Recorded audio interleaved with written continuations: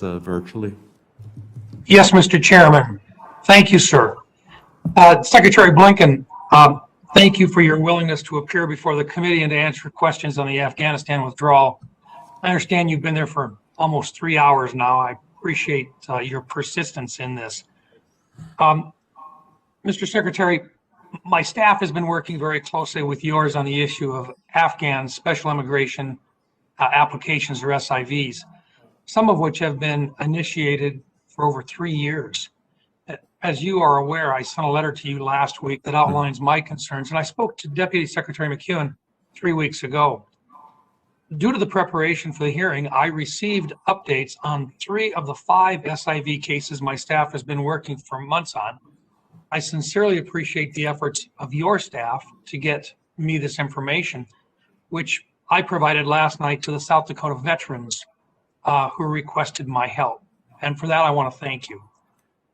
I would, however, like you to be aware of my concern pertaining to a key reason that has hamstrung my efforts to assist SIV applicants. This is the department's position, stated to my staff on multiple occasions, that it is precluded by law from providing updates or noting any potential defects in applications. Mr. Secretary, if true, this would prevent members of Congress from executing oversight and constituent service responsibilities, specifically when they're advocating in support of an applicant. It would also, incidentally, violate the department's own Foreign Affairs manual. Will you commit to me today that you will review the department's procedures and fix this unacceptable procedure? Senator, I'm happy to review that. And let me say, first, thank you for the work that you and your team and staff have done to help folks in need and to make sure that we had the information that we needed to try to be helpful and to get people out. I'm really grateful for that and grateful for the work that we've been able to do together. We'll certainly review all of these procedures. There are requirements either built into the law, privacy concerns, et cetera, that may have to be addressed, but we should look at everything. Well, Mr. Secretary, I think this is important enough to where we will follow up, and hopefully within a time certain, we'll be able to come up with what changes need to be made either statutorily or within the rules process to clarify this, because this shouldn't be that hard to be able to stay in contact and to make those communications back and forth between your department and members of the United States Senate. Our adversaries, Mr. Secretary, are celebrating the departure of U.S. troops, and they most certainly are celebrating the creation of a power vacuum. Most certainly, they are also prepared to take this opportunity and use it to their advantage. China has announced last week that it will send $31 million worth of aid to Taliban-controlled Afghanistan. There have also been reports that they are looking at Bagram Air Base for their own use. The Russian embassy in Afghanistan has remained open, and the ambassador met with Taliban leadership after the takeover. Pakistan is considering the Taliban government as a partner to counter India, and the Iranian president openly called this an American military defeat and is considering working with the Taliban. Did the administration consider all of these foreign policy implications before such an abrupt withdrawal?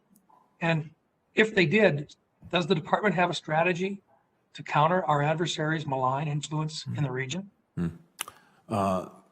We certainly did. We factored everything into the decisions we made, including the impact that it might have on the neighboring countries, regional countries, and others with various interests in Afghanistan. A number of the countries that you cited have a whole series of different interests in Afghanistan, to include making sure that it is not a place for terrorism directed against them, to ensure that it is not a source of drugs flowing out into their countries, to make sure that it is not a source of potential refugees flowing out into their countries as well.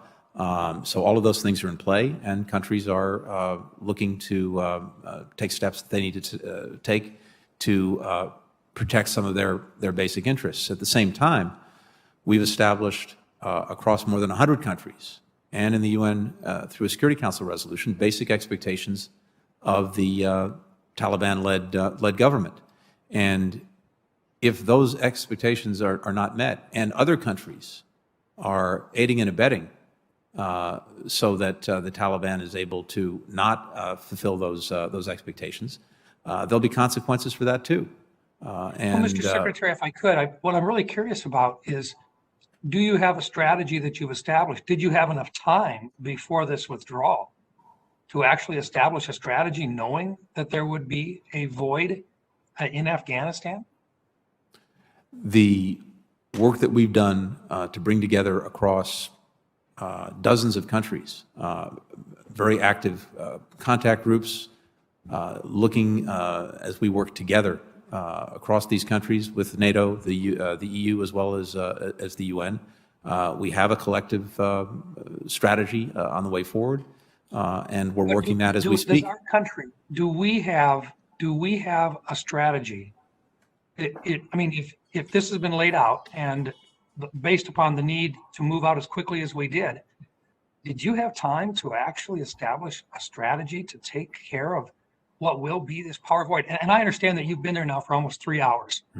But simply to say that you're working on it with our other countries looks to me like we need our own strategy here, and it doesn't sound like you're in a position to share with us that strategy actually exists today. I'm happy, Senator, to follow up with you and to share both our thinking and more of our work on that. But we have organized several dozen countries that are collectively working on and implementing a strategy. Both my time is getting Go ahead, Senator. Short. Go ahead. What I would hope is that if you would, whether it be in a classified setting or publicly, if you could share with us in the next week to 10 days what that strategy is. And if it needs to be in a classified setting, I'd ask the chairman to provide us with that opportunity. But most certainly, I think it's important that we have a strategy to combat what will be a void in Afghanistan, which is a void now, and most certainly is something that we should be in a better position, I believe, than what it sounds like you're able to articulate today. And Mr. Chairman, I would suspect that my time is up at this point. Thank you. Senator